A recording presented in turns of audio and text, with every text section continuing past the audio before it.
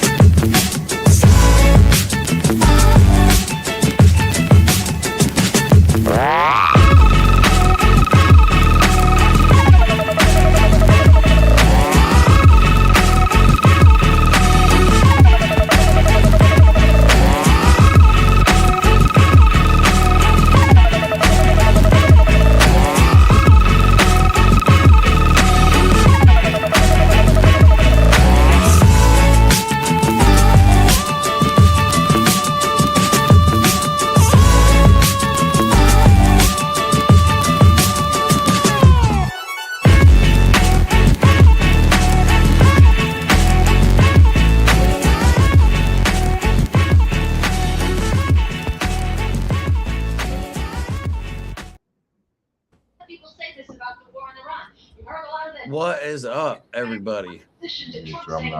I'm muted. No, you're good. You're good. Okay. Hey, how you say your name, Raphael? Yeah, that's my name. Hey, how you doing there, comrade? How you doing? Good to be on here. Good to meet you. Awesome, baby. How you doing, Jeremy?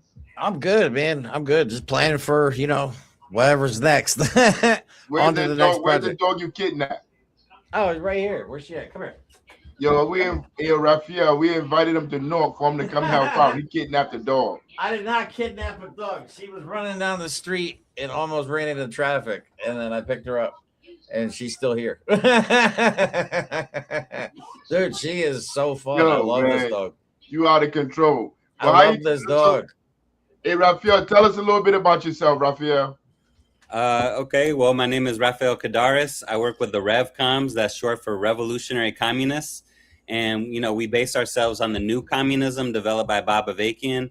And we are serious about, stopping this Trump fascism. And we are serious about making an actual revolution to get rid of the whole system that produced someone like Donald Trump. And to put an end to all these, all the oppression that is built into this system, whether you're talking about the police murder and mass incarceration of Black people, whether you're talking about the way capitalism is destroying the environment of our planet, whether you're talking about the way immigrants get exploited and demeaned and, terrorized by this government, the wars that this imperialist system wages all over the world.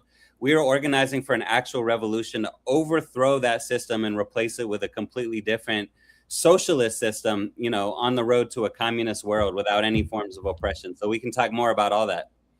All power to the people. I don't even want to answer the question that I was thinking in my mind. It just seems so broad, and you wouldn't even know where to start. I don't think. So how are you gonna do that?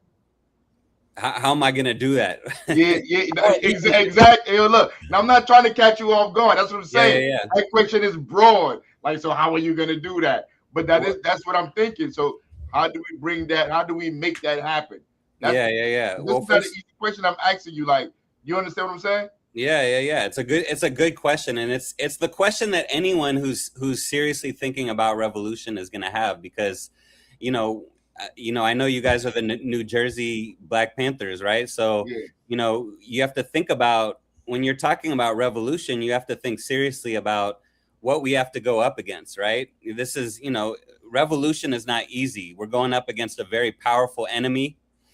If you know anything about the experience of the Black Panthers, this government came down, with COINTELPRO, lying about people, spreading disinformation, getting people to turn against each other. But they also went after people with brute force, murdering people like Fred Hampton, and as well as, locking people up for decades in prison. Some of them are still in prison.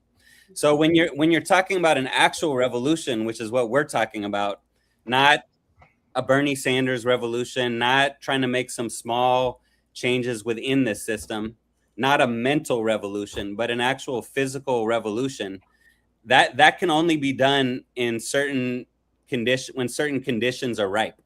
Number one, you have to have a deep crisis in society where the rulers can no longer rule in the normal way that people, have been conditioned to accept. And one of the things about Trump and the whole fascism that he's implementing is that this is disrupting the norms of this system. I mean, on the one hand, Trump is just a grotesque expression of the ugliness that's right at the core of this country since the beginning. On the other hand, he's also trying to overturn all the normal way, the elections, the democratic rights you're supposed to expect, international law, all that, right? He's trying to overturn that. This is shaking a lot of people. This is forcing people to question a lot of things. But you also, to make a revolution, you don't just need a crisis. You also need millions of people who have broken their allegiance to this system. And you need a vanguard that can lead the revolution. You need to have a revolutionary organization that could lead the masses of revolutionary people to actually do what needs to be done. And right now we're beginning to have this crisis in society with Trump and everything he's doing, all the difficulty that the US is facing internationally with China rising, with, the war that the US is stuck in the Middle East. Trump thought it was going to be easy to just roll over Iran, but it hasn't been that easy. Right? So the US empire is facing big challenges right now. And internally, the US empire is more divided than it's been since the Civil War. This is a big change right now in this moment. But we don't have the people ready for revolution. So everything that we're doing right now, the RevComs, is we're getting people ready for revolution. We're transforming the thinking of the people to a revolutionary mentality, and we're trying to organize people into a force for revolution. And so this is where, helping people understand the difference between Mamdani style socialism or the democratic socialists and actual revolution is really important, right? Because people need to, instead of just looking at the surface of things and trying to work within the system, they need to get to the root of the problem and actually realize we need to overthrow this system. So this is a big part of what we're working on right now. What all of us who recognize that this system is completely rotten and needs to change. This is what all of us need to be working on. I like where this is going already. This is going ideological struggle. Yep. Yeah. That's where this is going. Now it's gonna be a real good conversation, man. Where are you at right now? I'm in Los Angeles. Oh, nice. You nice. in LA, baby. I got people out in LA too. What up? You in LA? That's what's up. Where do I go from here? How do I do this? Because I want you to feel comfortable, yo. It's not that often that we get a chance to speak to somebody that's really well read, that understand really the conditions, the stuff we're dealing with. Because the issues you have with Mamdani, we was gonna talk about that today. I don't know if we're gonna get to it because this conversation is gonna be good enough that we may not even need to get there. But you know what? We might need to use it. But but how do you get the people to understand what's going on outside of building institutions? If we don't have institutions, because like the General Secretary just told you before we came on air that we were going through the Wretched of the Earth. And in Wretched of the Earth, Fanon is saying children from birth, they have to learn from birth the society that they need to tackle, that they need to deal. If they want to break colonization, they need to understand this from birth. We don't have that society. Like you just said a few minutes ago, the people consciously are not there yet. Outside of building institutions, how do you do that? How do you get the people to the place where they need to be? When I'm in my institutions, because I'm a sociologist by trade. So when I say institutions, it means something different to me. Institutions are schools. Like when we all get up, I'm in North New Jersey, you in LA. When you and I get up, when I get up tomorrow, all the children are going to these institutions produced by imperialism, produced by capitalism, which are used to basically socialize them to be wage slaves. How do we transform the minds of the masses of the people if we have not built institutions? Well, first of all, this is a really good question. I mean, there's another really good question. because on the one hand, you're absolutely right. We do need institutions in order to make fundamental change. This is why we need a revolution in the first place. We need the power in society to be able to educate people in a whole different way. You know, right now, the reason that people are so brainwashed by the system is because, you know, number one, you're surrounded by capitalism. So that in and of itself just forces you to constantly be looking out for yourself. You know, we're all caught up in the rat race and the struggle to survive as an individual in this world, right? And if you don't, you know, look out for yourself, you'll just get swallowed up by this system. You know, you have to compete in everything in this society, for work, for jobs, for relationships, for everything, right? So this is that's part of it, right? But then the other part is that we are being indoctrinated, brainwashed by the mass media, by the school system, you know, and you're taught in 1,000 ways that the way we live now is the only way it can be. You know, that this is just human nature for people to treat each other this way. But and you also get taught that real revolution, that's just going to fail. Communism, that was a big nightmare. Don't even think about it. Might be a good idea on paper. That's what they say. But in reality, it doesn't work, and it just leads to horrors. So, you know, this is all how we're indoctrinated, how we're lied about under this system. And to fundamentally change the way of thinking of millions and billions of people on this planet, we need actual state power. We need revolution and a new socialist system, right? Where we can actually have a whole different economy that's not based on profit. That's not where people don't have to be caught up in the individual struggle to survive, because their needs are met. You know, their economic needs, their cultural needs, you know, all of that is met by society. We need a whole different education system that actually, you know, teaches people the truth, that actually trains people to be critical thinkers.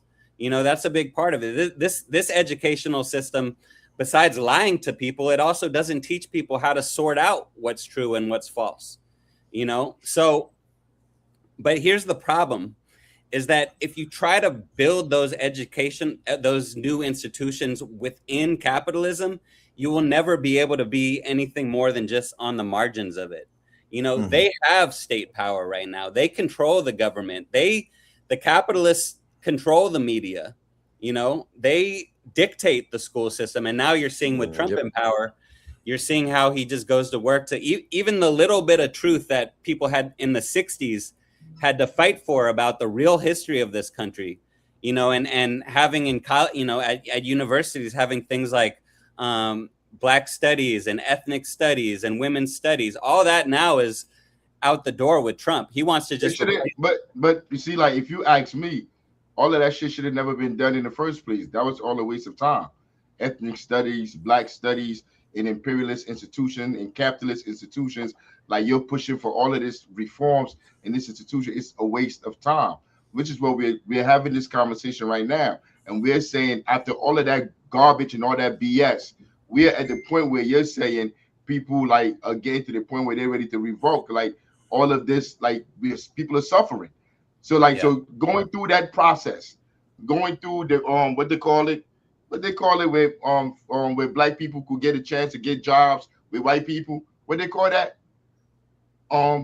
Equal opportunity. DEI. Affirmative action. Affirmative action. You see, all of that, to me, none of that impressed me. All of that is garbage to me. All of that is just stuff that maintain the institutions, that reform the institutions. The question I'm asking you, where I'm trying to get at, and you just kind of answered it, like, in a different way. I think you're the first person that's ever said this to me, like, to try to counter what we be saying. As Panthers, we believe in intercommunalism. We believe in cooperatively working. But from what you just said just now, even if we do cooperative working, whatever, we're still within the system. Yeah, that's what you just said, though, right?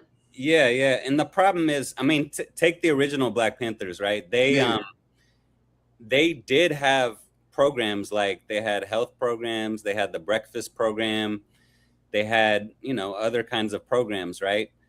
But and originally, when the Panthers were first starting, they were primarily a revolutionary organization aiming for the actual overthrow of the U.S. government, you know, of the aiming for the actual overthrow of this system, right? And they had these programs as part of that, as a secondary part of that, right? But then when the government came down so hard on the Panthers, they actually split into two factions. Probably you know some about this history, but you know, one faction kind of started urban guerrilla warfare and ended up, you know, and it was, the problem was that it was, you know, they didn't have the masses with them, right? Revolution cannot just be an act of a few people, right? It actually has to be the act of millions. And when they tried to start the revolution prematurely, they ended up just getting killed, right? Or thrown in prison.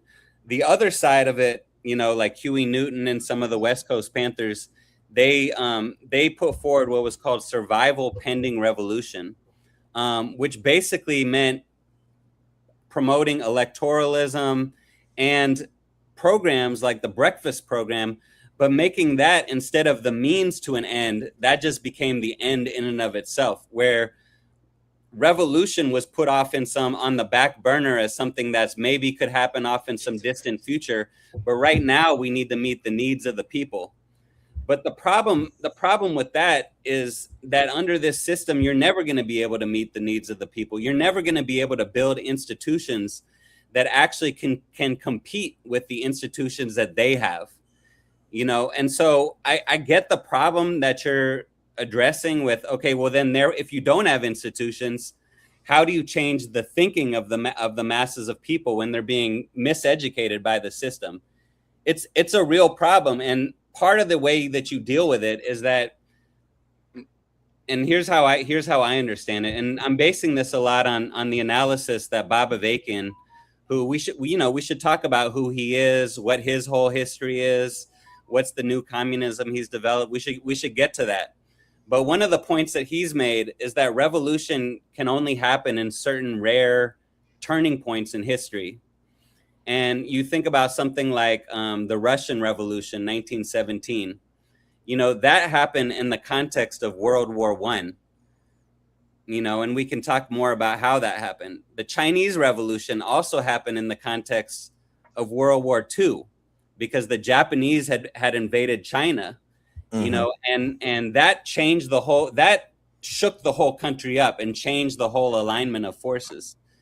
Right now, we're also in a very rare turning point in U.S. society where the empire is facing growing challenges, as I was saying, and the things that Trump is doing are undermining the normal way things have been run, right? So when we make, you know, the strategy for revolution is not that we have to convince the majority of people to become revolutionary communists. If you had to do that, that would never happen.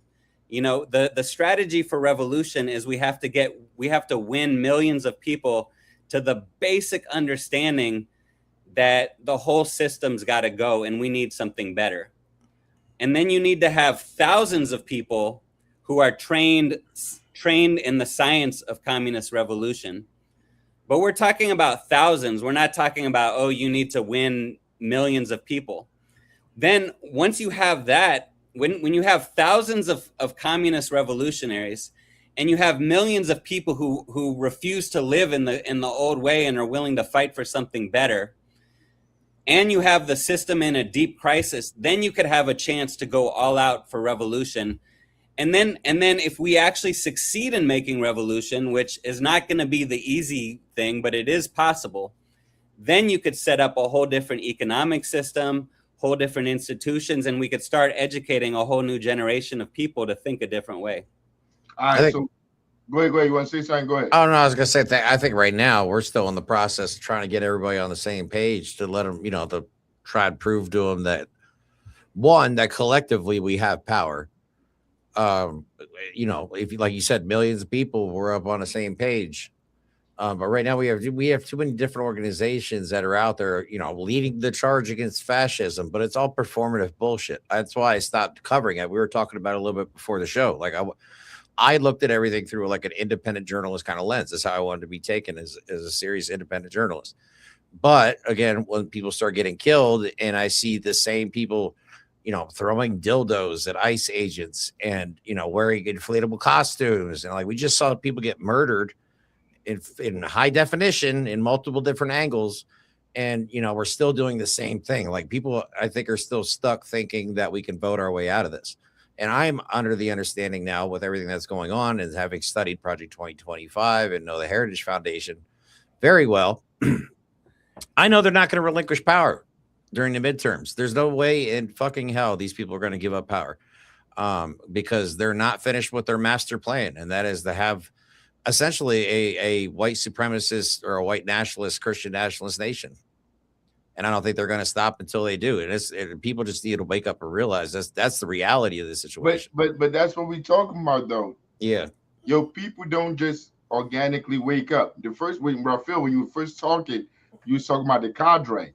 Like, the cadre is people that are here to get the people to understand what time of day it is. I'm not talking about here like today, going tomorrow. I'm talking about here this year, next year, the year after that, generation after generation. Like, there are people there in the society that are supposed to have those institutions. But let's go back a little bit. Because as Panthers, like you talking about the European Union and the survival programs.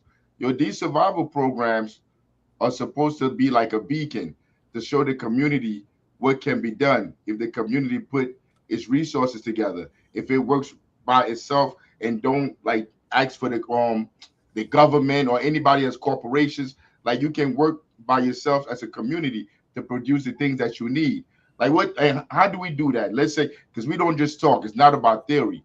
So as Black Panthers, we have different programs right now, currently in 2026, like today, that programs that we run in the community to bring the kids in, to be able to socialize those kids. Maybe we can build a school. We don't have money to go build a big grand school, but you could be that cadre in the community that has this. For the last 18 years, we have summer camps, summer programs that we do, that we bring the kids in and try to socialize the kids, try to teach them the stuff we're talking about. And like, when we say we're the cadre, we also cast a wide net to find other people that are around to join in what we're doing. What you said about the Panthers in the 60s, what happened, how they broke apart, some of them even participated in electoral politics. As an organization here in Newark, New Jersey, we don't believe in the electoral process. It's a waste of time. Going to go into a process that is socially constructed to benefit the imperialists, to benefit the rich. That's the highest level of political idiocracy. I mean, like, what are you doing? That's like me going to a casino. I've never been to a casino. I gamble. I play spades my whole life. Like, I gamble. I'm talking about, at one point, no lying, I gamble to survive. I have never been to a casino. I have never, because I know in my head, I already know the table is set, the deck is set. What am I going to sit at this table for? That's what it is, like running politics. Going to go run. The deck is set. You know who's going to win and who they're going to serve. So participate in that system. When I found out that the Panthers even considered it, like, I was kind of disheartened. But then I understand. After a while, I understand, like, these are human beings. These are human beings. Like, they may say they're Panthers, but they don't follow what you're supposed to follow. People do what they want to do. You got Panthers that are Muslim, that are Christian, that are all this stuff. I don't know how you think it scientifically and you believe there's a God in space. I don't, but that's neither here nor there. I'm saying, like, scientifically, we're supposed to build these institutions in the community to be a beacon, to be that cadre, to bring people in. And if you don't have these institutions, which are what control how people think, if you don't have these institutions, how do you get the masses of the people to all understand, all work together, to be organized, to be in lockstep? Because this takes discipline. You're not going to beat these people that has been doing this for hundreds of years, not even thousands of years. The history of the world is that of class struggle. To me, when we talk about revolution, when you were saying the word revolution, I don't think there's ever been a revolution, because the people have never taken power. The wealthy, I don't care if you go back to Africa, you go wherever you want to go in the history of the world, the masses of the people have never taken power. They have always been exploited. So when Marx said the history of the world is that of class struggle, that's what he's talking about. And since he died, I haven't seen no people rise up. I don't care. Like even in Palestine, if Palestine become a country, the masses of the people are not the ones that are going to be in power there. It's going to be the people that's controlling the military that built them tunnels. Like if we want the people that Mao went to those rice paddies to go get to have a revolution, if we want those people to take over the world, yo, we can't just talk on social media. We can't just be saying writing books, giving seminars, sit up there, professor come up there with their books and the book they don't wrote, and now they about to go sell them books, make money off the suffering of people, but they calling themselves revolutionaries and activists, ain't do shit. Never built nothing, don't feed nobody, don't house nobody, don't politically educate nobody, but they running around here writing books talking about you're gonna bring about revolution. How you bringing about revolution by writing a book? Can't nobody eat a book. Can't nobody eat them papers. And if you listen to Fanon is telling you, yo, the people, all they care about is the land and bread. When you open this door, you go outside, all people care about is land and bread. How do you socialize those people to get them to understand what we need to do outside of building institutions? I mean, like I said, I'm a sociologist by trade because that's how I think. I mean, like I like people to understand where my mind is coming from. How do you get everybody in LA, in New Jersey, in all these different communities to understand if there are no institutions in all these communities? That's why Huey P. Newton said we have to do intercommunalism. So you in LA, whatever you're doing there, if you're doing Marxism, this is what you're trying to do. We trying to overthrow the government. Yeah, we work with you. We're supposed to bond and supposed to connect together everywhere. This is what our duty is. Because other than that, like I can see everybody just waking up one day. Because like in saying like 1 second, 1 minute, let me wrap this up in 1 minute. I can see everybody waking up one day and being like waking up like, yo, this is what we need to do. Like none of this worked that way. Because you're gonna have people that are pulled this way, some that are pulled this way, some that are Republicans, Democrats, Green Party, Democratic Socialists, Socialist Independent, Socialist this, that, all this goofy shit. But nobody is building nothing tangible to be able to stop what these sociopaths have coming down the line for us. Because these sociopaths are coming. They never left, they never stop. And our blood is all they want. They need us to survive. I mean, they are coming. What are we doing? What are we doing to build our bomb shelters when they have a nuclear war? What the hell are we doing? And we saying like the state, we need to take over the state. Yo, if you control the people, there is no state. Without the people, the state ceases to exist. Without the people, City Hall is dead. If the people in North New Jersey stop going to City Hall, stop entertaining the politicians, stop doing what, that's when you have the contradiction, where you have to start to fight. But go ahead, my guy. You've been holding back, Raphael. I hope I talked enough to give you enough time for you to come back with some. Come on, go ahead, Raphael. Get him. It's good, man, because the show's called Ideological Struggle. Yeah. Which actually speaks to the point I was going to make, which is, you know, you have a bunch of books right behind you that shed important light on the nature of the system and what needs to be done. You know, here's the basic fact is this: like wherever there's oppression and there will be resistance. You know, and we've seen this throughout history. Go back to the Middle Ages, it was peasant rebellions. Go back to slavery, there was always slave rebellions, right? You know, in this society, we've seen so many uprisings, right? You know, I mean, the 60s was a massive global uprising, but also more recently, the George Floyd uprising, the uprising around Gaza, right?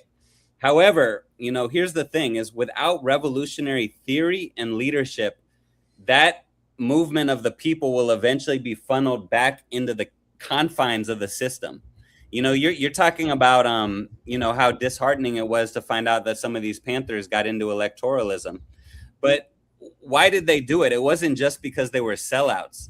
It was because they couldn't see a way forward through, you know, up against what they were up against, right? This is why I emphasize, and Bob Avakian emphasizes the importance of science, right? And science, I know a lot of people think of science as just, you know, weird people with white coats or something like that in a lab. Science is something that anyone can apply to anything, right? And it basically just means instead of basing yourselves on what feels good, what's popular, what the identity of someone is, what you see on the surface. You look at the evidence of things and you dig beneath the surface, right? You actually try to understand the patterns in reality. You try to understand the deeper causes of things, you know, and this is what masses of oppressed people need to understand, right? And, you know, it's like anything. It's like if you're sick, you know, you feel the symptoms, right? But you don't necessarily know what the disease is. You know, this is why you go to a doctor, so you could get an actual diagnosis. Is your headache being caused by a migraine? Is it dehydration, or is it brain cancer? You have to know the answer to that to know how to treat it, right? And so this is, you know, look, there is an importance to bringing people together, there is an importance to people working together to solve the practical needs that people have. And Bob Avakian, in a recent article that's titled Mutual Aid for What as Part of What, Reform or Revolution, he has made the point, and actually drawing from the history of the Black Panthers, he has made the point that there can be an important role for mutual aid in the context of a revolutionary movement. But if it just becomes about trying to reform this system, then it turns into something else, right? And there's a lot of ways we need to be bringing people together. We need to be, you know, having summer camps for the kids. We need to be having picnics in the park. We need to be all that, right? All that stuff is important, but it's got to be part of an actual revolutionary movement, and bringing people the most important thing that they don't have, which is a scientific understanding of the system we're up against, the root of the problem and the real solution. And that's a matter of struggle.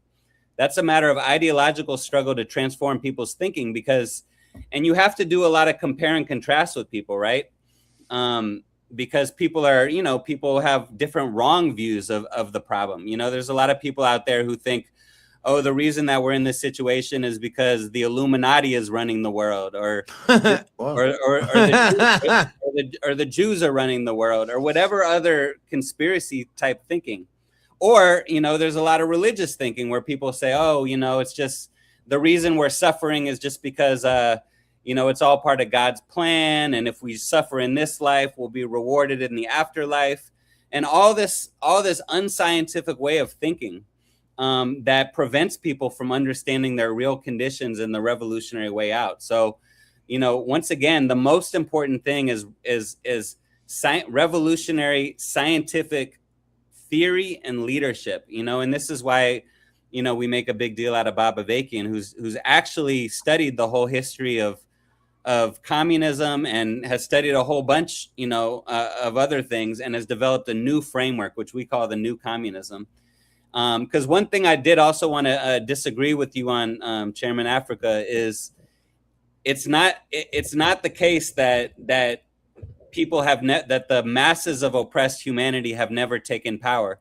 They did actually take power in Russia in 1917 and in China in 1949, and they actually accomplished a lot that we've been lied to about. You know, they don't tell us the truth about. Hold on. No, let's not go too far. Let's walk it down. Okay, all right. There's nothing wrong with disagreeing, because we learned through all of that. So if somebody disagree, cool. All right. So when I say the people have never won, when I'm talking about the people, I'm talking about the masses of the people. Like, people now living paycheck to paycheck. Yeah. Mao wasn't poor.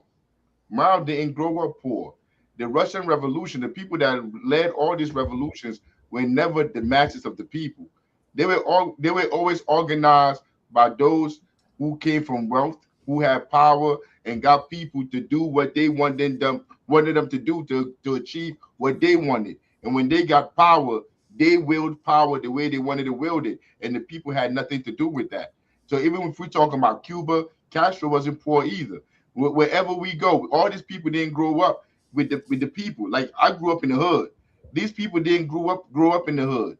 I mean, most of these people that led these revolutions, they were not from the lumpen or from the proletariat class.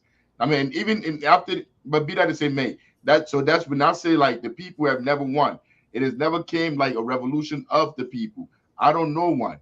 Maybe, and I could be wrong. Somebody could prove me right. But I know the Russian Revolution wasn't led by the poor people in Russia. They wasn't the one making the plans. They wasn't the one coming up with the details, strategy, none of that.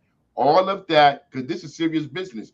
Like you said earlier, you have to know the whole. You can't just know what's on the surface. You have to know the root of what's going on.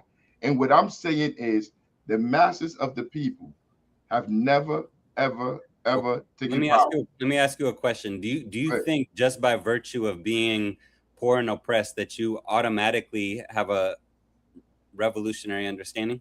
Hell no. You have to get political education. Right. And you can't get that education by and large unless you come from a certain class. That's where you have the access to that level of education. Go ahead.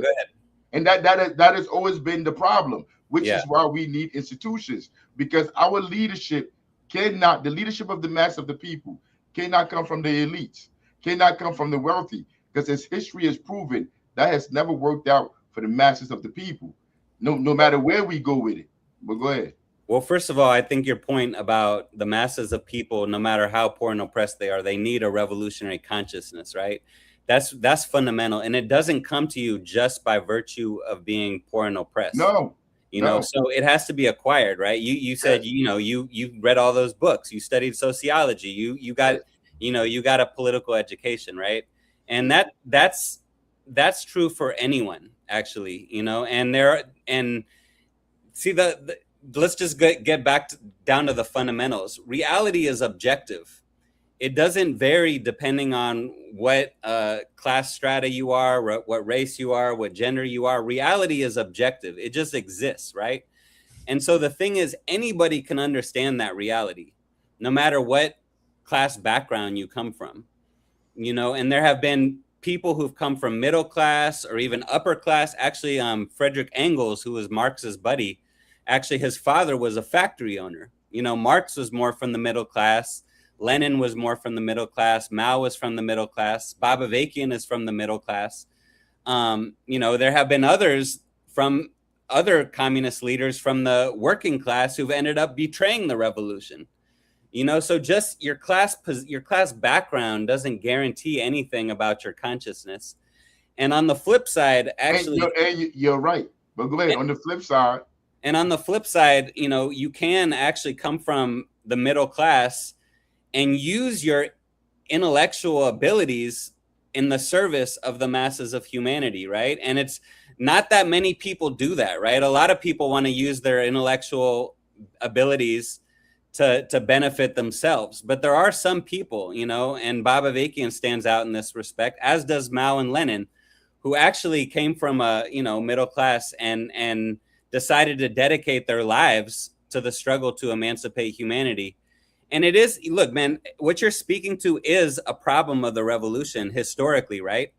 It's a problem that in order to make a revolution, you have to acquire a certain level of understanding. And in essence, you have to lead the revolution. Not there's all kind of people who can be part of the revolution, but to lead the revolution, you have to be able to solve a lot of problems that are difficult and that are complex, right? And so you need to actually become an intellectual in order to do that, a revolutionary intellectual. And there are people from the bottom, like we've had people in our organization who've spent years in prison and actually use their, who came from the bottom and used their time in prison to actually educate themselves in the science of communism. But whatever background you have to acquire that understanding. And then the question is, what are you going to use it for the masses? Or are you going to use it for yourself? And that's an ongoing thing. And there's always, as long as you have leadership, there's always the potential for leadership to turn to betray the people, but that's a constant thing that, and to get beyond a world where you have some people who have access to this world of ideas and are able to become intellectuals and other people who just have to break their backs all day. That's where you have to make a revolution and set up a whole different economic and social system. But that's where we're talking about, where you don't have to overthrow the government to build institutions, but institutions to teach the stuff that you're talking about, to give this knowledge that you're talking about. You don't need to go to City Hall with guns and take over and put people and sit people in them fake offices, because the power is not there. The power is not at City Hall. The power is with the people that control City Hall, the people that pay for these campaigns, the people that make them millionaires. Like we talking about. You said earlier, people be like Jews, Jews, all of that is just a distraction. The people with the money that's financing, that's trying to steal from the Middle East, trying to steal oil. These are the people that you need to worry about. Netanyahu is not the one that's making decisions in Israel. All this stuff is just, I don't even participate in those kind of conversations because they're too dumb for me. I mean, Netanyahu is not the one that I need to go deal with. Where is he getting his money from? Who are the people that's keeping him out of jail? Keep making sure like nobody from Western European countries ever goes to The Hague. Who are the people that are doing these? These are the people that you need to tackle. And you don't need to go to City Hall to deal with those people. It starts with the people next door, the people in your community, organizing the people where you live at. If you can do that, if you could organize those people, then you could be able to transform the society. But if you can't organize them, you have no institutions to organize them. All we doing is talking and we writing book and we explaining theory, then we're not really getting nowhere. We're just spinning the wheels. So what we talking about here, I don't know if people understand, the people that are watching right now. This is the highest level of conversation you're gonna get anywhere. There's no media outlet, no TV, no CNN, NBC, where you have this level of conversation. Like when I watch those mediums, I get upset because like the whole conversation is stupid. Like when we talk like Zoran, they say Zoran, oh my God, Zoran did this, he did all of this. Look, he got a rent freeze. Okay, so they froze the rent at $2,500. I can't afford that shit. You're gonna freeze that shit for the next 2 years. I can afford it next year. I mean, like what? So okay, after that, when Zoran gone, it's not gonna go up. It never went up. Like you're trying to play with me. You're trying to insult my intelligence. But these are the people that speak for the masses of us, whether it be independent media, whether it be corporate media. Tell them they better come on the show. They're trying to get your attention. Who? Everything good? Yeah. Someone was trying to tell me something. We're good though. Now you got it? Hang on, just 1 sec. Give me 1 sec. Yeah, make it happen. Good. But Jeremy, you understand what I'm saying though? Oh yeah, absolutely. We need to get if we need to get to the root of it, we have to really tackle like the people that's beyond what? Beyond the veil? I don't know how you what you would say. But anyway, we have to deal with those people. And like only building institutions to me, I mean, really shows somebody's really serious. Yeah, I think it's why I've been wanting to focus on people that didn't vote. I think there'd be more. Oh, because like the liberalism that we talk about, they're not ready for revolution, man. They're not. The they whole like world to say they are, but they're not. You know what I mean? No, we live in liberalism. I know. So it's liberalism everywhere. Everything is liberalism. I mean, so it's like having to combat that and cut through that. It's real. But the only way, according to Mao, if you're a Marxist, you gotta be a Marxist all the time. You're not a Marxist when they suit you. When it's comfortable for you to be a Marxist, that's when you're a Marxist. Nah, we have to be serious. And you can say you're a Marxist, and you send your child to a capitalist school, but you say you're a Marxist. Now you have a child that's going to be a capitalist. You just produce another capitalist in the world. There's no Marxism schools. There's no Today we was dropping off the kids after camp, and we drove by it was a Jewish school. I forgot the name of it, and they had the school there, whatever. And I was talking to my son. I'm in my 40s. My whole life going to school in this area. There's never been a Jewish kid in my class. I never went to school in public school the whole time. I don't remember a white kid ever in my classes. I mean, but these institutions are here. They have the schools that they go to, that they send their kids to. But as Marxists, we have no schools. We have no institutional memory. We have nowhere where we're breathing the next generation. All we do is send them to these schools, send them to these universities, and send them to these corporations. But we sit down on our computers and sit down and keep talking about all this stuff that we read from Marx and all of these people. All of that is a waste of time to me. Like, we're just talking. If there are no institutions being erected, We are all just talking, just blowing in the wind. I mean, like that's I don't know, Raphael. You everything you Well, handle that, everything I handle. yeah, well, the thing is, this is a basic dividing line though between reform and revolution, right? If we could, if I thought we could set up institutions under this system that could actually educate people in a different way and meet the needs of the people, I would work my ass off for that.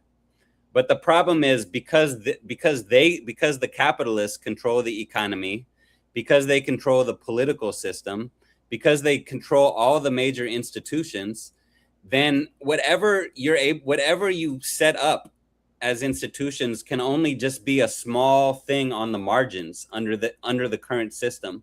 You know, we need power, right? And I just want to be clear, when I'm talking about revolution, I'm not just talking about going out with guns and doing something stupid that's just gonna, I'm talking about millions of people when the system is in a deep crisis, rising up and overthrowing this system. It's It not, don't, but it don't work that way. It has never worked that way. but The it whole has worked. It has when worked this way. It has worked this way in other countries. where Right? what country? By the way, let me make sure you understand what I'm saying. What country things got so bad that people just organically, no organizations, no institutions, nothing in it was in place to be able to foster that energy and be able to direct it, and they rose up and it took over the nation. Where that happened at? Okay, in Russia in 1917, right? No, it didn't, bruh. No, like no, What's you have people that were work that were in position that were organizing to make That's that true, and happen. we're talking about organizing, but they weren't able to set up their own educational institutions before the revolution. They were able to set that up after they made a No, no, revolution. no. Before the revolution. Okay, so who are the people? Who are the main powers of that revolution? Well, look, there. To be clear, we do need a movement for revolution. This is why I was saying mutual aid and things like that. Yes, study classes. Yes, pulling people together in neighborhoods. All of that can be part of the movement for revolution. It's part of organizing people. It's part of preparing people. People's consciousness as well, right? I'm for all of that, right? Which is a must. It's a major component of. Yeah, and then you have to think about key sections of people, right? We have to think about who are those people in society, who have nothing, to use Marx's term, have nothing to lose but their chains. Who are the people who are the most alienated from the system, the ones who the system treats as less than human. There are millions of those kind of people in this society that need to be a backbone force for this revolution.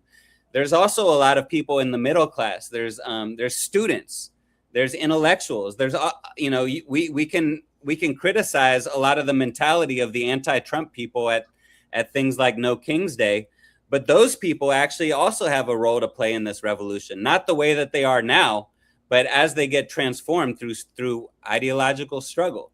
So right. I'm let's for. Let's not go too far. Those people right now, those intellectuals, these people that have gone to school, have paid hundreds of thousands of dollars to get an education, and they're now sitting in a comfy office.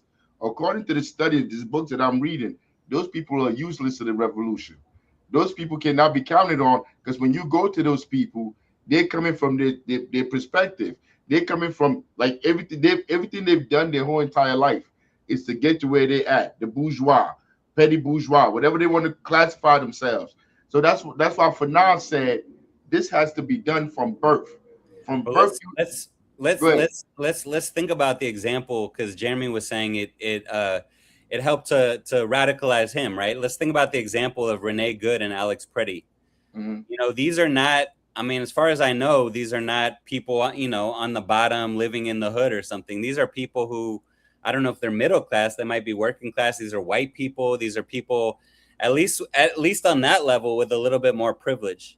And yet they decided to use their privilege to put their bodies on the line for immigrants, right? And if you go back to the 1960s generation, yes, the Black Panther Party at that time was the most advanced revolutionary force. But you also had white students, and this is where Baba Vakian actually comes out of that whole time period. White students who, when the Panther offices were being attacked by the police, they would go link arms in front of the Panther offices to defend the offices, right? Willing to put themselves on the line. And yeah, that didn't last. A lot of those people, just like the Black Panthers, a lot of those people after the 60s ended and the uprising, you know, subsided, a lot of them went back to their lives. But that does show you the potential. And I don't think people only act on just their most narrow self-interest. I think people are capable, particularly in times of major crisis in society, you know, are capable of acting for larger interests, larger concerns. You know, that was a whole generation also of people that stood up against the war in Vietnam. That wasn't their kids being, you know, bombed and napalmed. That was people who thought that war was wrong and were willing to put something on the line to stop it. So, you know, I do think that the people who are most oppressed are going to be the backbone of the revolution.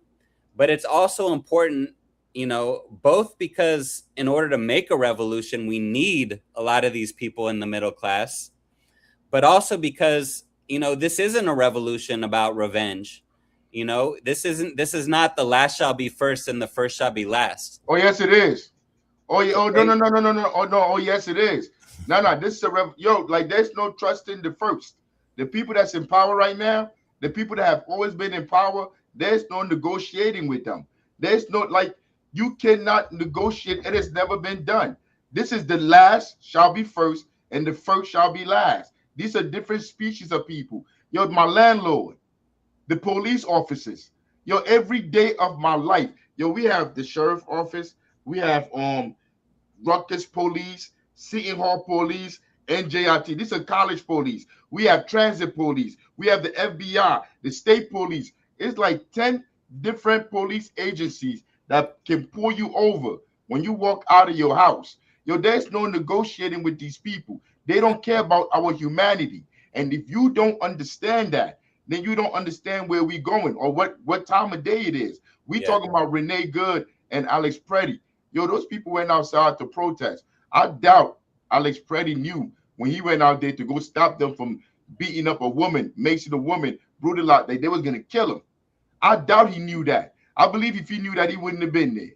I doubt Renee Good knew if she was trying to drive a car to leave, that they were going to shoot her in the face. Yo, but we talking about revolutionaries doing this work. It means you're giving your life. You understand that they will kill you.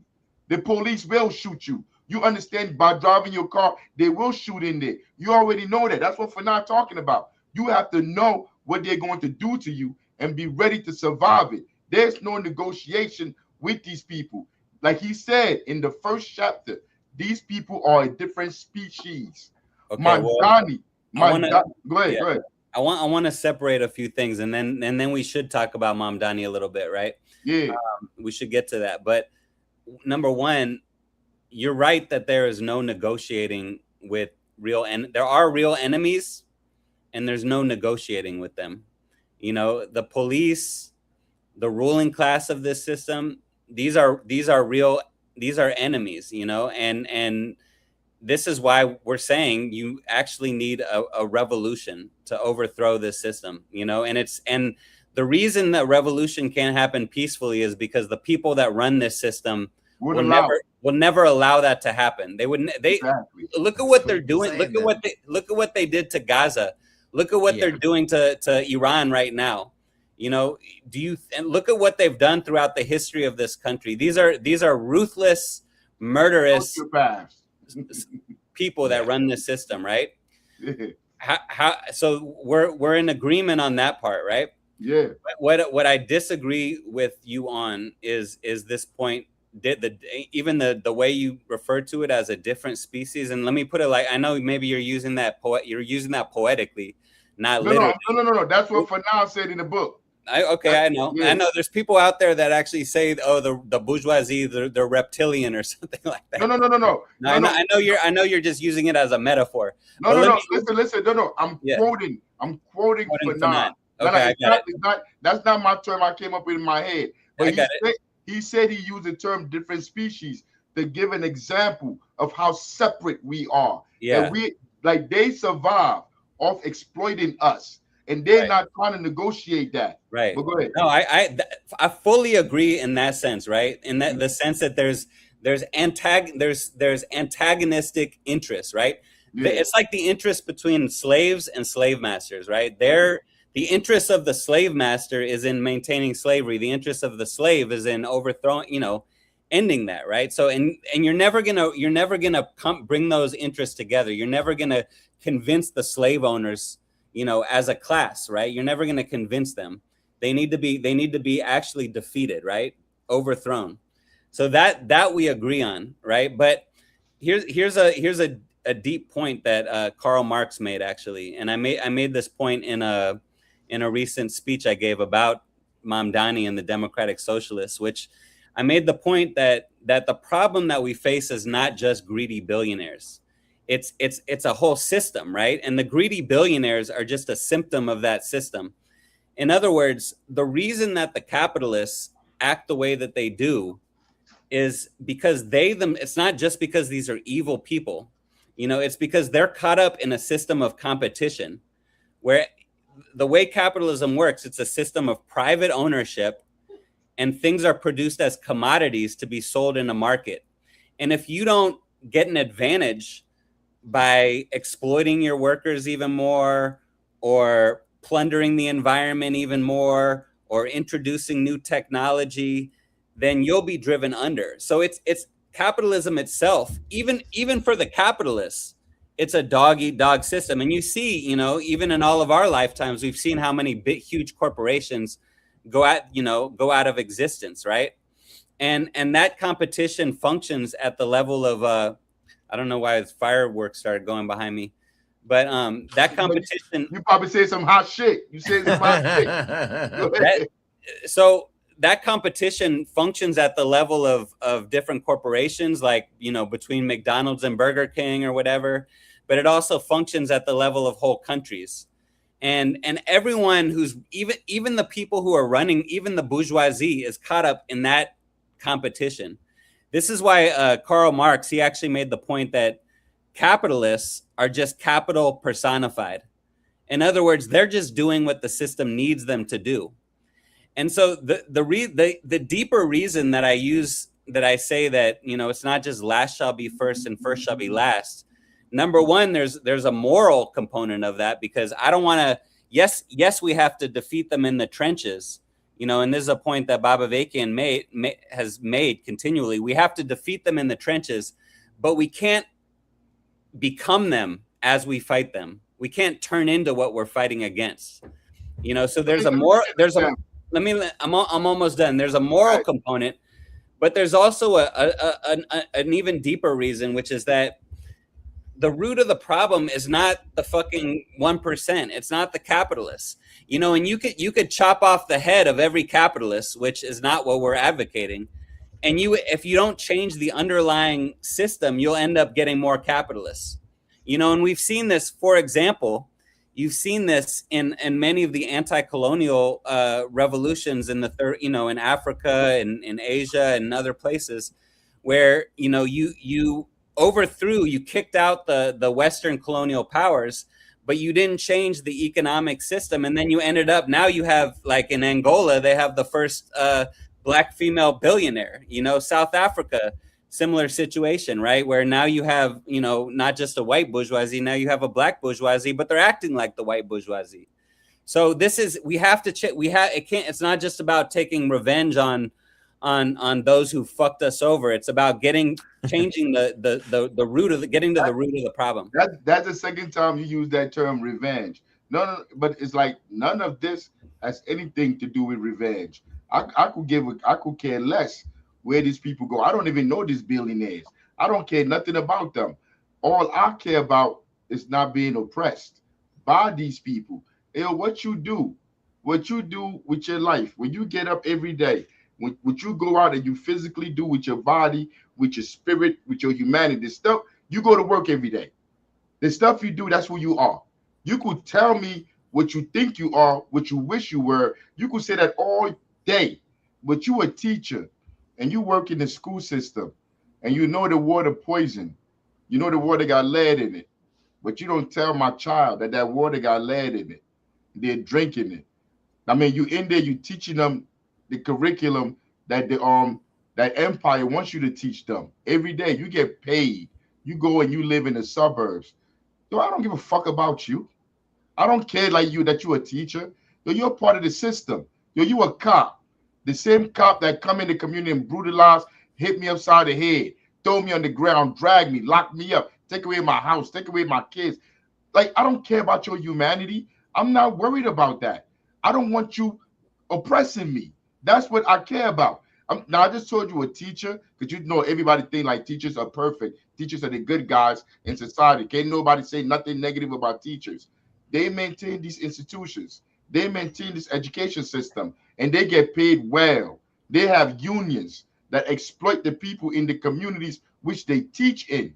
This is the reality that we're living in. Because remember, you said everything got to be about science. I believe in dialectic materialism. I believe in dialectics. The things that they do, what happened in society, the institutions in society play a large part in the human beings in that society. And I'm saying right now, it doesn't matter who you are. If you are benefiting off my exploitation, yo, you are my enemy. It don't matter what flowery words you use, how you feel inside about what you're doing, but you get up every day to go get paid to oppress me. You are my enemy. We are not friends. There's nothing to negotiate with. Yo, ain't no teacher that's working in our community. The reading is at a 5% proficiency. The math is at a 6% proficiency. These schools have been failing our children generation after generation, and these people are making six figures. They're making way more money than anybody in this community, and they sit here, they support because they're in their unions, they're in their low organizations. They support the politicians. They support the what the hell they call them, the superintendents. They support all these people, all these institutions that is in the community to exploit me. There's no negotiating with those people. The time to negotiate with that class of people is over. In the 60s, it was over then. In the 30s, it was over then. In the 1800s, you shouldn't be negotiating with none of these people because their purpose is to exist off your suffering. And if we're not there, if we don't understand that as an organization trying to put stuff together to serve the people, then we're still spinning our wheels. We're not really, we really don't know the beast that we're trying to tackle. I mean, and that's where I'm coming from. And that's not me being angry or vengeful about anybody. No. And I'm not going to wait till everybody wake up to say, you know what? Yeah, that's when we're going to have the revolution. I might be dead. I understand we need to have the cadre. We need to start to build a cadre and teach the next generation that's going to know what to do to be able to survive these people. And if it takes us, only the people that we find to be in our organization to build these, to start to show like this is what you do, then that is our life's duty to build that cadre. But to sit here and say like we're gonna wait to like we can, there's no waiting. You have to build and the first duty, the first step is building those institutions for our children to have that institutional memory. Because if we don't build those institutions, the media got their attention. The schools got their attention. Everything else has their attention and it's feeding their minds. How are we going to compete with that without building institutions? And when I come across all these leaders, all these people that say they're leaders, whatever, yo, where's the institutions at? Where are the institutions that you're organizing to build that's going to teach people this stuff? Because in all these revolutions, yo, the stuff I'm talking about, this political education, this working in these communities, it was done in every single revolution. Because you cannot have a revolution without going to go organize the people. The middle class can't do it. They got themselves. They use our bodies. They use us to go to take over the empire, and then now they become the rulers. And you was talking about it earlier, but Fred Hampton said it. I think he said who he said in Haiti. He was talking about whoever in Haiti. After they put him in power, I mean, he went over there. He was worse than the white man. I mean, that's not what we're talking about. We're not here to get vengeance. I can't get enough vengeance. Yo, like if you took like what is vengeance? Cut a white man's head off. What the fuck is that gonna do for me? That's not going to, it's not going to change my life.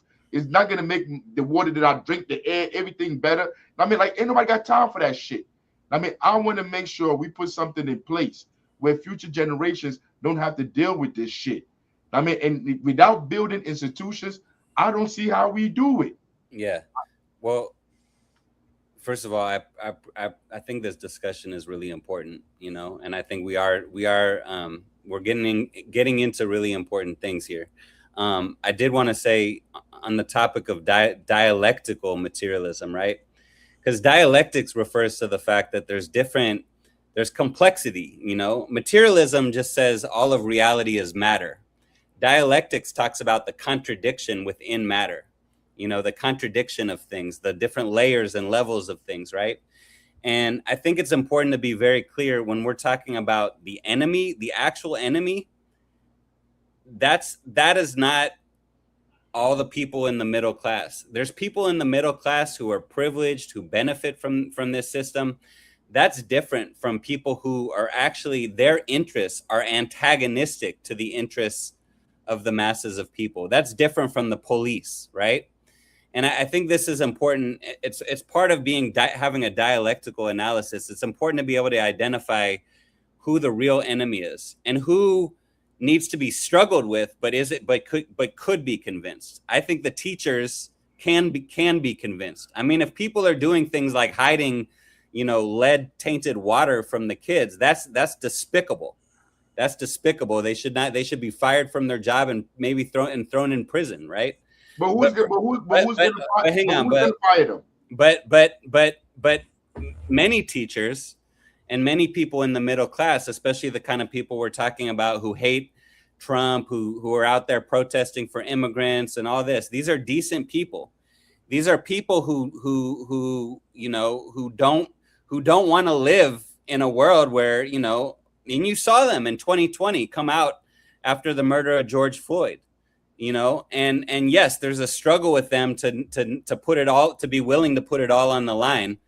But there's also a struggle, an even bigger struggle with them to understand, you know, why do the police keep killing Black people? You know, is it just, you know, some evil cops, or is it because as Bob Avakian put it, the role of the police in this society is to serve and protect the exploitation and oppression that's built into this capitalist system. That's their actual role, to maintain the order of this system, right? And you're never gonna defund the police, and you're never gonna, you know, that they're never gonna be reformed. Body cameras isn't gonna work. None of that's gonna work as long as you have capitalism and white supremacy. You're gonna have the police serving that system, right? And so this is what people actually need to understand, right? And we do need to be, let me just make crystal clear. We are not sitting around waiting for people to wake up. We're out there, yes, in the community, but acting on a national stage. But here in LA, in New York, you know, we have a chapter in New York. We have a chapter in the Bay Area, Chicago, nice. Texas, a few other places. There's some people in, you know, we are actively organizing for revolution right now. The strategy that we actually apply, it's called fight the power and transform the people for revolution. Fight the power refers to the fact that we need to be getting people to stand up against all the injustices and oppression of this system. You know, when the police murdered that young man in Madison, Wisconsin, people need to be standing up against that. This war that Trump is doing, people need to be standing up against that. We need to be fighting the power, but we also need to be transforming the people, right? That refers to transforming the thinking of the people, but also transforming the way that people are relating to each other, you know? And then on that basis, we need to be organizing people as a force for revolution, because it's one thing for us to have, you know, for me to go up to someone on the street and have a one-on-one conversation and try to convince them. But when you have a force for revolution, see, you know, it's interesting. The original Black Panther Party never had more than a few thousand members.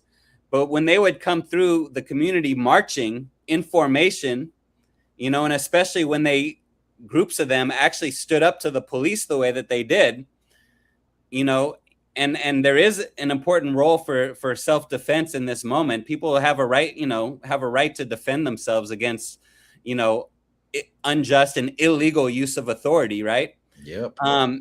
Then, you know, when you have a force of people doing that, that can spark people's imagination. That can make people say, oh, who are those people? What are they about? What do they know that I don't know?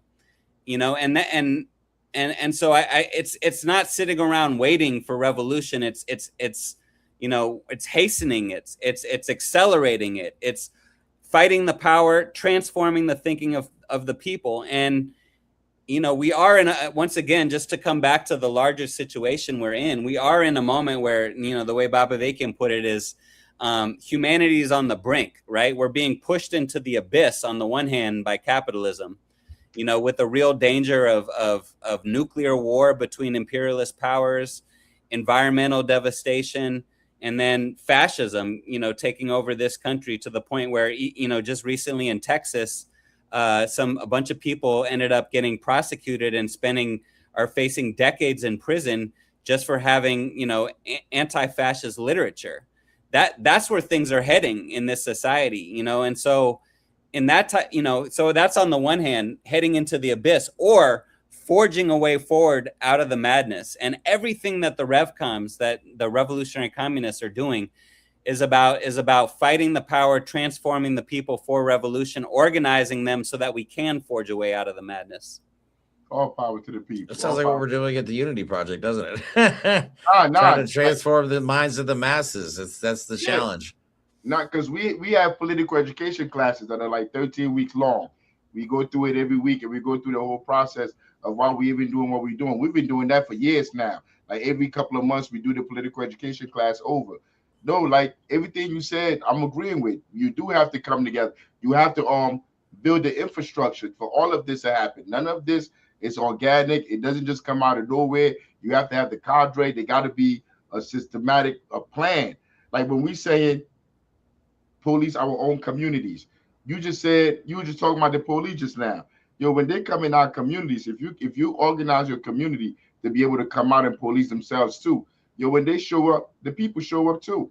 Yo, that's the hard work of organizing. People think organizing is mobilizing people. No, where we are at, the way how the world is right now, the current material conditions that we're dealing with. And I'm talking to you, if you see this 100 years from now, yo, we have no rights out here. I mean, they have police states everywhere. They're building police. Yo, Jeremy came to Newark. I showed him. It was like 2-3 blocks where they have police. They were building police stations. They have police like training centers all over because they know what's coming. There are no jobs. Everything's gonna keep getting worse and worse. Rent is gonna go up. It's gonna be another depression. They're gonna need to deal with all those people. If those people in those communities are not organized to be able to fight back, those people are gonna be thrown away. Their bodies are gonna be whatever. What George Jackson said. I mean, like people are gonna die. It's people that already died that are going to die. What are we doing if we're not there building institutions and programs to organize them? Because the basketball camp that we got, it's not for them to throw a ball into a hoop. Like I could care less about bouncing a ball and throw it into a hoop. In the totality of everything, that shit is fucking useless. I don't even watch sports anymore. I don't even listen to music because all of it is trash. It doesn't speak to my soul. So I don't even pay attention to none of that goofy shit. The reason why we bring the kids, we go around, pick them up every morning to take them all to camp, to feed them, to do all this stuff we do with them, is to teach them the world that's around them. Because that's the only way you're going to get to teach them. You can't preach to them. They're not watching you. They're not listening to you. But when you're around them every day, from kindergarten all the way up to high school, these are the kids that you're working with. You're able to talk to them. You're able to socialize them. And if you're not doing that, you're not in the community trying to foster that kind of a reality. I don't see how anything is being done. Because number one, those in power control all the institutions. They control the events. Like summertime, the mayor, Jeremy sent me something that the mayor is gonna be having. What was it? Some poetry shit. I don't remember. Yeah, it was some bullshit. They have 24 hours of peace where they bring celebrities. They have award ceremonies. They have these different galas. They go out and give food into the community. They have all this stuff that they're doing that if there's nobody here to combat it, to be like, hey, yo, they're using government taxpayer money to bring you that food. All these celebrities that they bring in here is your tax dollars. Nothing that they're doing here is for the benefit of you or your family. And in fact, what they're doing is they're about to push you out because all these buildings, all these homes is being sold to corporations. So while you're seeing them, even look, all their nonprofit groups that they got out here in the street marching, talking about we fighting for justice, all of them are fake. These people are not here to do nothing for you or anybody in the community. They're just getting money, nonprofit money to come. Let me tell you this right here. Yo, last week we get food to feed the kids at the camp. We get breakfast and lunch. Yo, why they cut the food? Because they were mad. We had the number to the vendor and we called the vendor and told him it was raining. So we're not going to be outside. So somebody in the office got mad that we called the bus driver that brings the food. So they cut the food for the camp. We went into the office to ask them why they cut it. We took all the kids. We get to the office. This old lady, she probably in her 60s. She's like, we're out here doing good work, activism work. I'm like, look, you don't do no work. We're not even gonna have that conversation. You're not doing no activism. You inside this AC room, you're getting paid to be here. And the food that the kids are getting that you don't cook, you don't package, is state money, is our tax dollars. And you in this office and you cut it off and you got the nerve to tell me you're an activist. You are not an activist. None of these people are activists. They're all frauds and bringing it to Mamdani. They're not socialists. Mamdani is not a socialist. You cannot work in a capitalist government.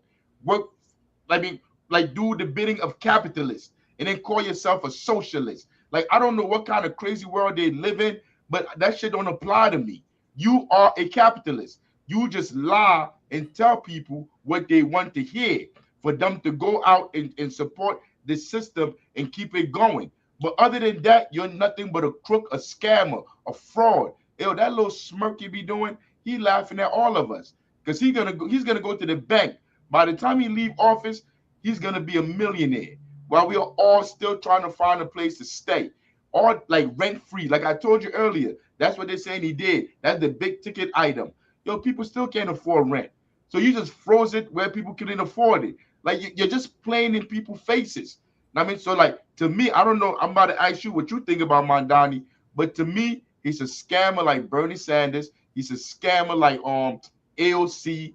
They are all scammers. And notice I'm not talking about the Republican Party. We all know the KKK. If you don't know the Republican Party, the KKK, like I don't even know we could talk anymore. But the Democratic Party is the KKK. Like Malcolm said, wolf and sheep, whatever. I mean, like, this is not sheep on Fox, but wolf and the fox. Yeah. I mean, it's the same thing. So like, Obama is Trump, but just he could shoot. He could shoot a jump shot. That's the only difference. And he could smile and talk and do all that. And he was black, but he just like Trump. If I don't know, did Trump get any president killed yet? Get a knife stuck up their rectum yet? But under Obama, he got presidents killed. Gaddafi had a knife stuck up his rectum. Trump kidnapped Maduro in Venezuela. But and where's Maduro at? In New York, right? And who's the mayor? And who's the socialist Mamdani, right? But what did Mamdani say about that? Mamdani said he don't fuck with Maduro either. I mean, all of them are scumbags. They're no good politicians, just like they're no good cops.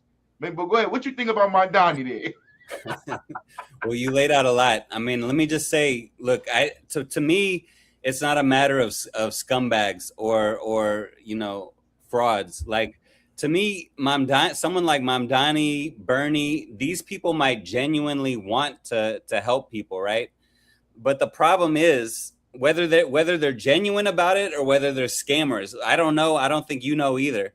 But the essence of the problem is when you preside over a system of capitalism, you have to do the bidding of capitalism, right? You know that, right? What's that? You know that, right? Know what? What you just said. You know that, right?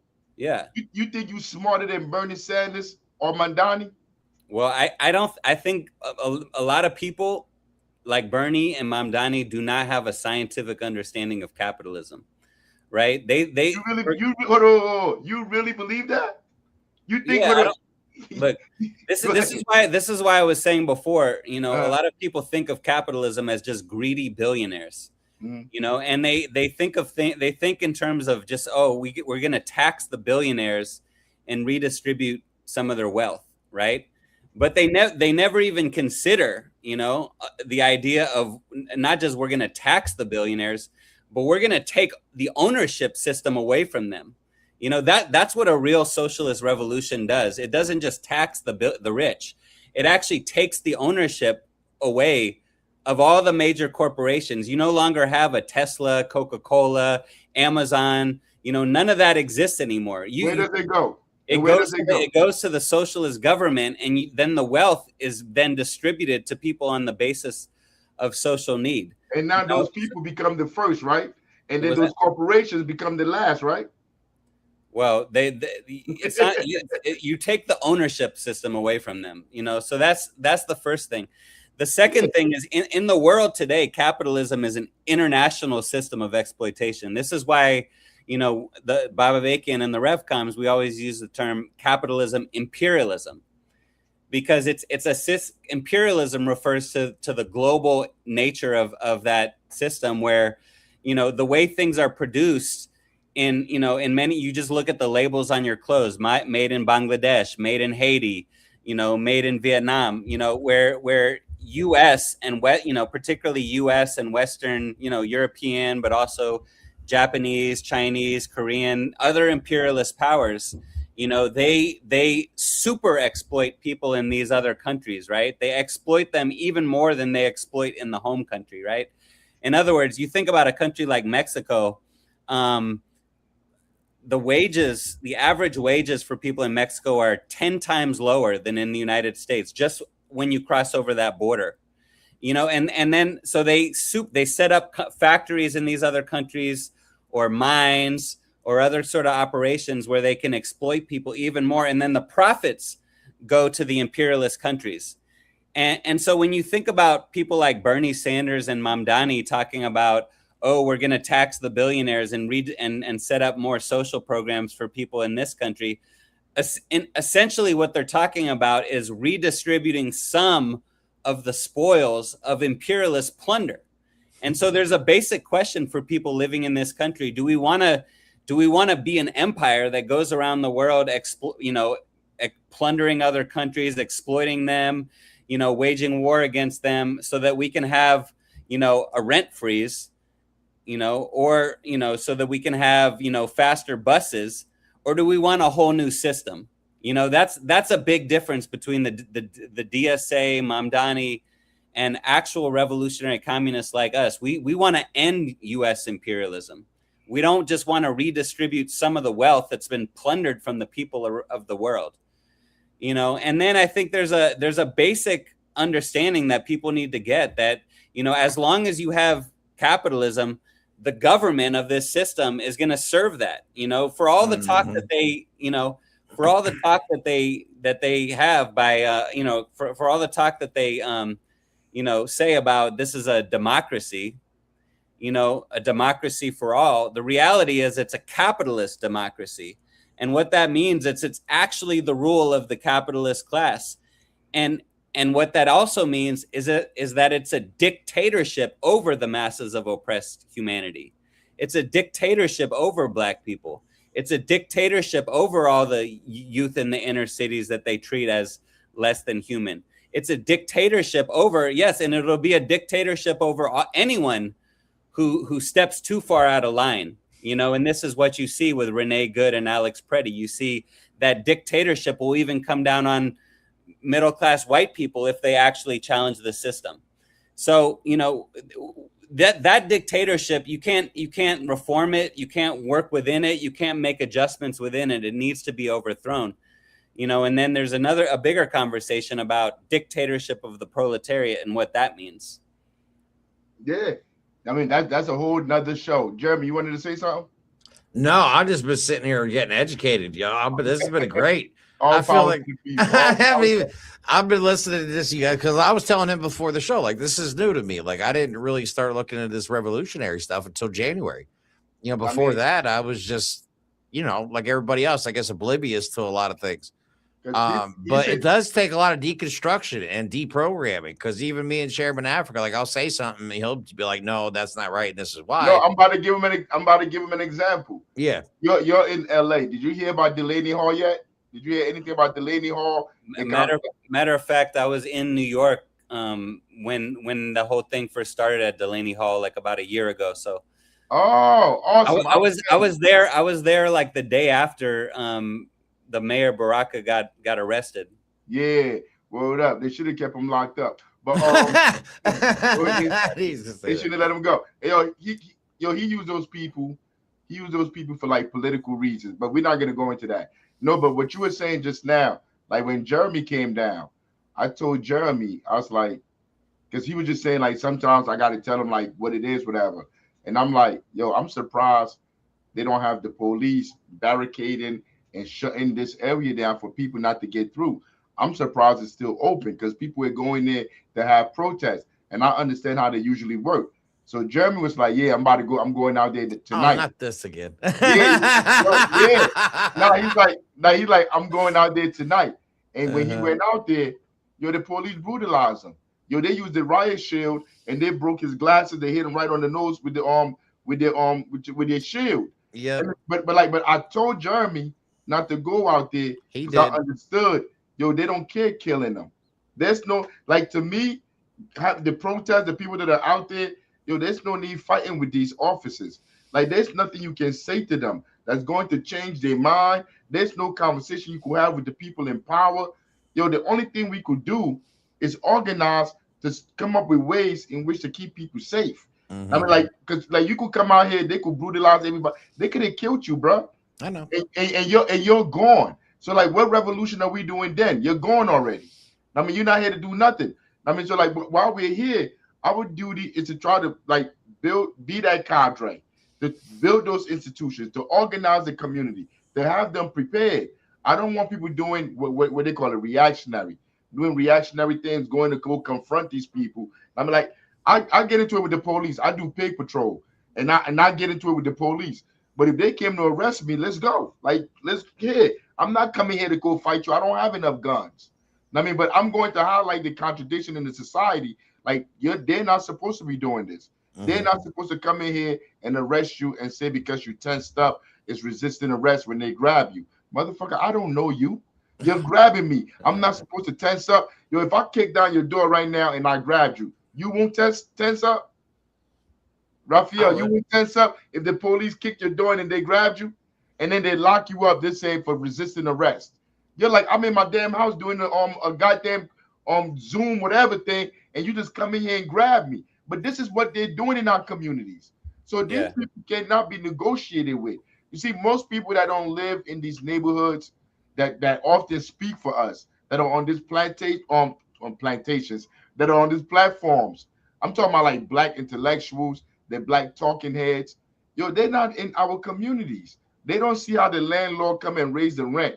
Like, just raise the rent next month and put a note on your door that you need to leave, that they're going to be kicking you out. And like, there's nothing you can do. You can't go to City Hall. You don't have no lawyers. You have nothing. This is how they're treating people here. And like, nobody's doing anything about it. But all you hear is people like, Mamdani. And another secret, the people in the communities don't vote. People in North New Jersey don't vote. The people in New York don't vote. The masses of the people have rejected the electoral process. They do not participate. We just had an election for the mayor. 4% of the people in the city voted. 350,000 people. The people in the city know, but nobody speaks to the people. Nobody speaks to the people on the ground. You get the professors, who are sellouts and traitors. Look, I don't know how you can call these people scammers when they know. They will say it out their own mouth. You cannot reform the Democratic Party. Mamdani will say that. You got to abolish the police. Mamdani will say that. But as soon as they win, they start talking about how they got to keep, what's her name, Tish, whatever her name is, a Zionist police chief. Tish James, yeah. You got to keep her in position of power. They talk all this rhetoric. They know what they're doing. These people that win office, these are the best actors and best liars we can produce. every single one of them. They know they're lying. None of them go up there. A friend of me and my friend have a conversation all the time. I tell them celebrities, all of them know they're sellouts. And he always tell me like they really don't know. Yo, for them to sign that contract, for them to be able not to speak up on the things that they see, for them to know all of that, not to say nothing, they know what's going on. They just don't care. And I'm not sitting here, hoping like, yo, you know what? Some of them don't feel that way. Some of them don't this way. Yo, the people that vote, the 4% of the people that vote, those are all the teachers. Those are all the police officers. Those are all the people that work in government. Those are the people that want to maintain these systems. They're the one that vote. The masses of the people suffering here, they don't participate in none of this shit. All the elections, I don't care, even in where you at, the people suffering are not the one voting. It's all the people that are working in these institutions. They're the one maintaining this system. And like the people, the mass, like you hear somebody say, it was 60% of Latino people voted for Trump. 60% of Latino people didn't vote. 60% of Hispanics didn't vote. Yo, you have people that are registered to vote. Less than half of those people be voting. The whole community is not registered to vote. If you break it down and you go down to the root of who's really voting, like the shit makes no sense. Like they talk about black people, this black men are this. Yo, like 1 out of 3 black people like is locked up. Like 2 out of 3 or whatever have felonies. Yo, black men don't contribute to nothing. We don't control the society. We don't control no institution. But when you hear anything negative in the community, they talk about black this, black that. Even though they control nothing, I don't entertain those conversations. Those conversations are ignorant to me. I mean, what I entertain is who is our enemy. Our enemy, we're in a class war. That's what Fred Hampton say. We're in a class struggle, goddammit. The people outside of my class that are benefiting from my suffering, those are my enemies. Those are the species I'm gonna separate from. If they don't support, I tell this to the police, I tell this to the teachers. You could go on the plantation and be a slave catcher. We are all on the plantation. You can't pick your job. You could go work in Massa House. You could be a teacher. You could do whatever you do. But if you're not helping to build an underground railroad after that 40 or 50 hours you give to master, then you are my enemy. You are a traitor. You cannot go and work at these institutions that exploiting us. Go home into your house with your fireplace, with your pool, celebrate with your children that got insurance, that's not drinking lead water, and then come to me tomorrow and tell me we black.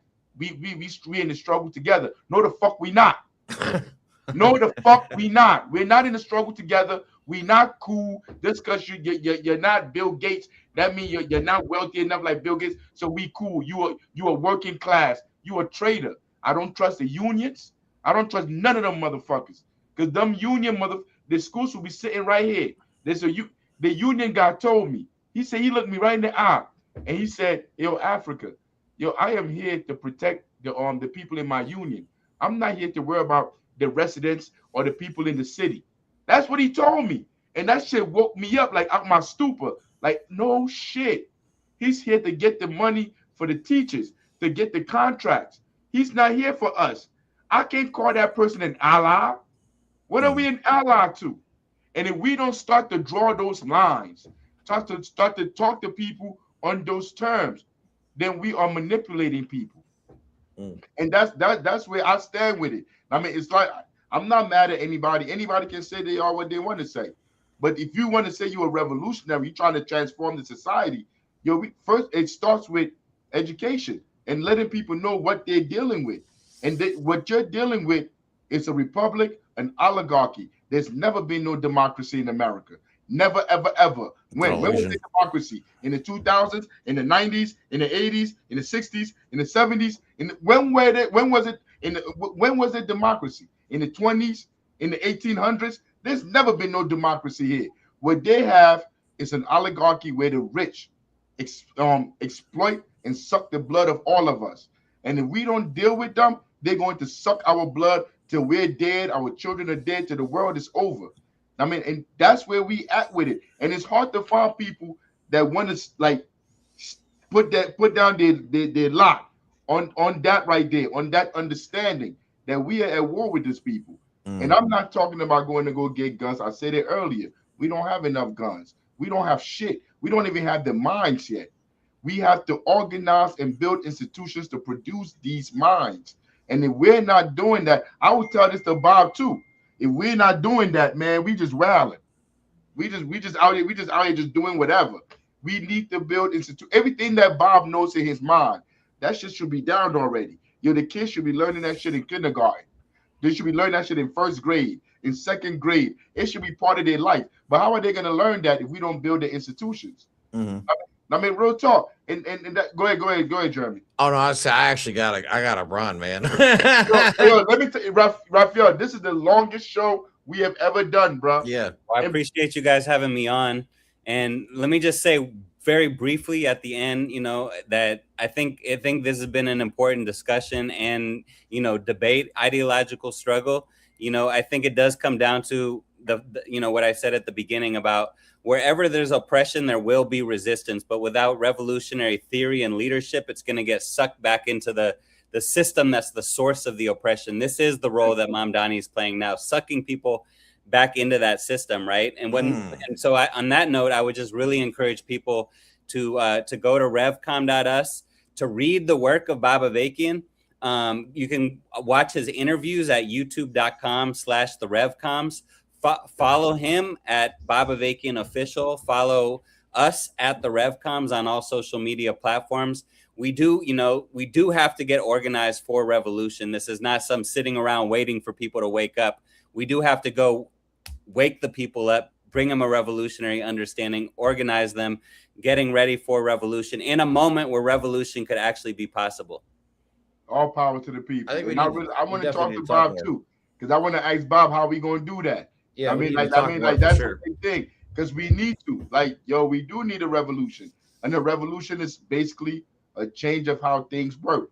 Like I'm talking about when we say institutions, that's change. Like where our children go to school, what information they get. I'm gonna keep talking all day, Jeremy. You better wrap this show up.